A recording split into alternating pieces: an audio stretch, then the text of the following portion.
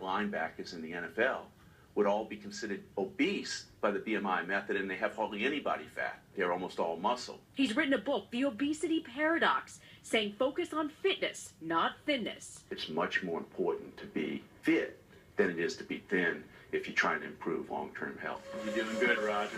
Thank you, sir. Dr. Levy says Roger is fit because he can walk a mile in under 15 minutes. He works out 4 times a week, lifts weights, and makes a daily effort to stay active. The doctor says if you're fit and fat, that's better than being skinny and unfit.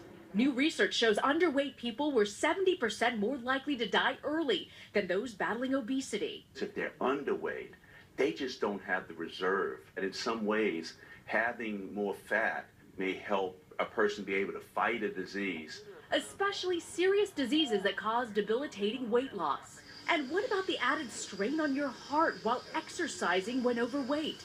Dr. Levy says start slowly, build up your muscles. Do you worry, though, that you're giving people false hope, that it's okay to have that steak or the chocolate cake? I'm trying very hard to not promote obesity, that it's not doomsday, that if they don't lose those last 20 or 30 pounds, they can still be very healthy.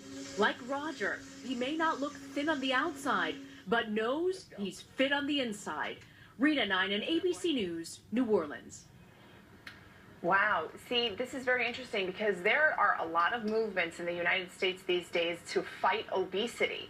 And it may just be a matter of looking at people individually as opposed to one big mass, because maybe not everybody is obese and overweight like the doctors say. Well, balance. Try to lose the weight, get fit, and get them both a little line. But I think the doctor's right. I mean, I know as an athlete playing in high school, there were kids who packed a little extra on, and they were the fittest kids on the team.